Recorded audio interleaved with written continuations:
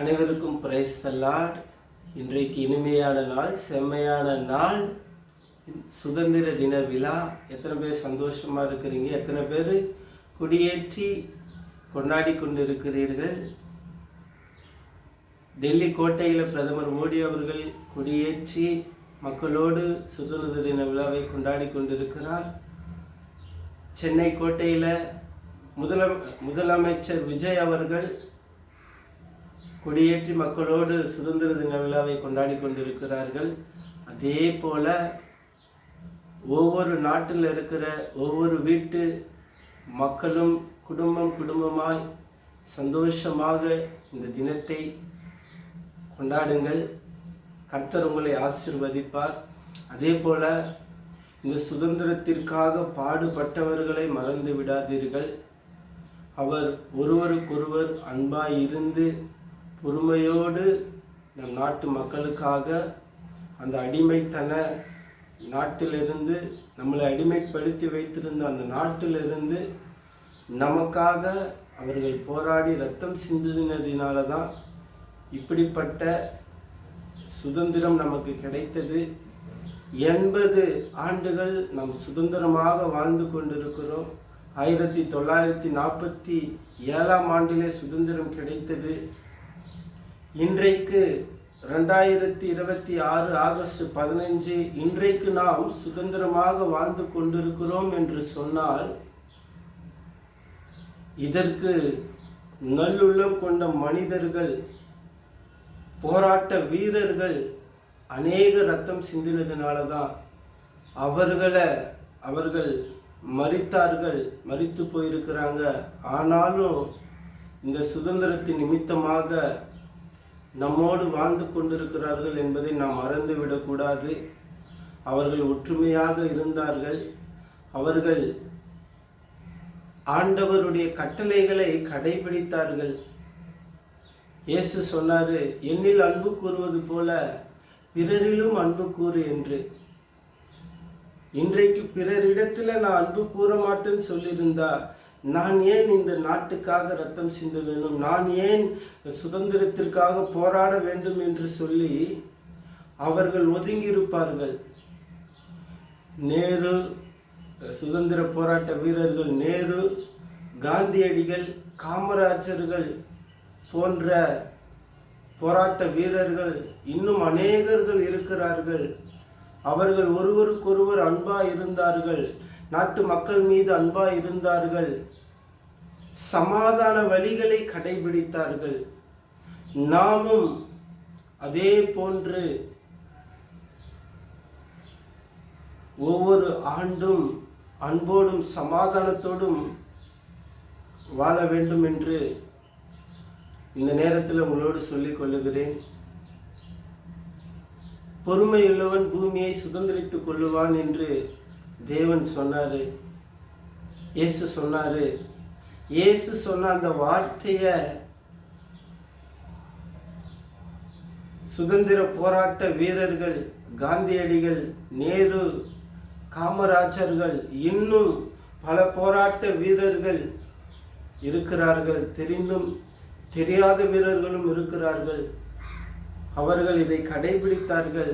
இன்றைக்கு அவர்களுடைய பொறுமை, அவர்களுடைய தியாகம், அவர்களுடைய வீரம், அவர்களுடைய ரத்தம் சிந்துதல், இன்னைக்கு நாம் என்ன பண்றோம்? சுதந்திரமாக வாழுகிறோம்.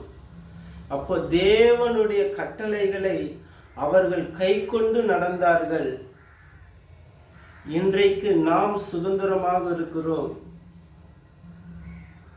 இன்றைக்கு இந்த சந்ததி சந்தோஷமாக வாழ்ந்து கொண்டிருக்கிறது. இந்தியா எந்த நாட்டிற்கும் அடிமை அல்ல. இன்றைக்கு நாம் இதை கருத்தில் கொண்டு நமது வீட்டிலேயும் நமது நாட்டிலேயும் சமாதானமாக இருக்க வேண்டும். ஒருவருக்கொருவர் அன்பை கூட்டி வழங்க வேண்டும். நீ இந்த சாதி, நான் அந்த சாதி, நீ பெரியவன், நான் பெரியவன், நீ அந்த இனம், நான் இந்த இனம், நீ அந்த கட்சி, நான் அந்த கட்சின்னு சொல்லி இப்படி சண்டை போட்டு கொண்டு ஒருவருக்கொருவர் அடித்தையும் கொலை பண்ணியும் மாற்றி மாற்றி திட்டிக் கொன்று இப்படி பலவிதமான கருத்து வேறுபாடுகள்னால நாம் சமாதானத்தை இழந்து கொண்டிருக்கிறோம். நாம் இப்படி இருக்கக்கூடாது. நமக்காக சுதந்திரத்திற்காக போராடினவர்கள் அன்பா இருந்தாங்க, பொறுமையை கையாண்டார்கள். அதே போல நாமும் இவர்களை பின்பற்றி நடந்தால் இயேசு என்றென்றும் நம்முடைய வாழ்க்கையை சமாதானத்தோடு வழி நடத்துவார்.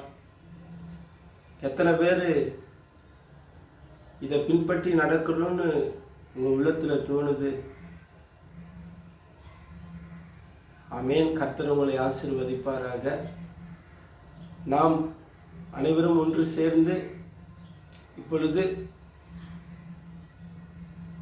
சுதந்திரத்திற்காக போராடினவர்களுக்காக ஆத்துமாக்களுக்காக நாம் ஜெபம் பண்ணலாம்.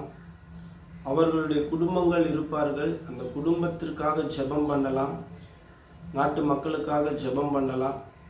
கைகளை உயர்த்தி என்னோடு கூட சேர்ந்து, இயேசுவே, இயேசப்பா, ஆண்டவரே, அந்நிய தேசத்தில் இந்திய நாடு அடிமைகளாக இருந்த பொழுது, 300 வருடம் அடிமைகளாக இருந்த பொழுது, ஆண்டவரே ஸ்தோத்திரம், ஸ்தோத்திரம், ஸ்தோத்திரம்.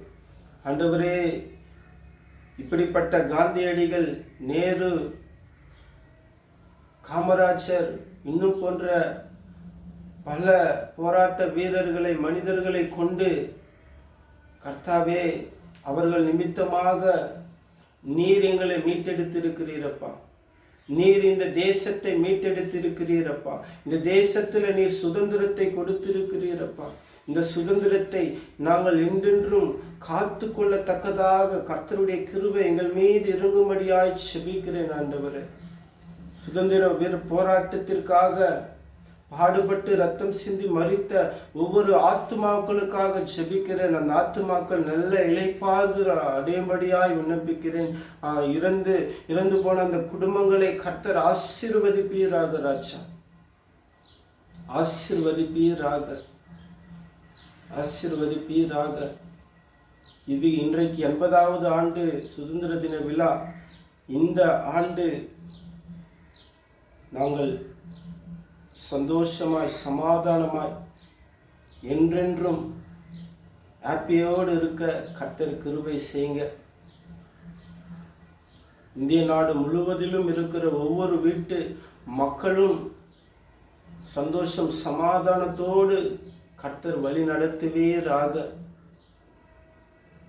இயேசுவே, ஒருவருக்கொருவர் அன்பாயிருந்து, பொறுமையோடு இருந்து, ஏற்றத்தாழ்வு மனப்பான்மை இல்லாமல் நான் பெரியவன் நீ பெரியவன் என்று ஒருவருக்கொருவர் சண்டை போட்டு அடித்து கொள்ளாமல், நீர் சொன்ன அந்த வார்த்தையின்படி என்னில் அன்பு கூறுவது போல பிறரிலும் அன்பு கூறு என்று நீர் கட்டளையிட்டது போல கர்த்தாவே, ஒருவருக்கொருவர் சமாதானத்தோடு இருந்து, ஒவ்வொரு நாடும், ஒவ்வொரு தேசமும், ஒவ்வொரு ஊரும், ஒவ்வொரு வீடும் ஒற்றுமையாய் இருந்து, ஆண்டவரே, உம்முடைய அன்பிலே நிலைத்திருந்து, உம்முடைய சமாதானத்தில், நீர் கொடுக்கிற சமாதானத்தில் அனைவரும் சந்தோஷமாய் வாழ கர்த்தர் கிருபை செய்யுங்க. இந்த ஜெபத்தை தள்ளாதபடி கேளுங்க. இயேசு கிறிஸ்துவின் நாமத்தில் ஜெபிக்கிறேன் ஜீவனுள்ள நல்ல பிதாவே, ஆமென். அனைவருக்கும் இயேசு கிறிஸ்துவின் நாமத்தில் அனைவருக்கும் சமாதானம்.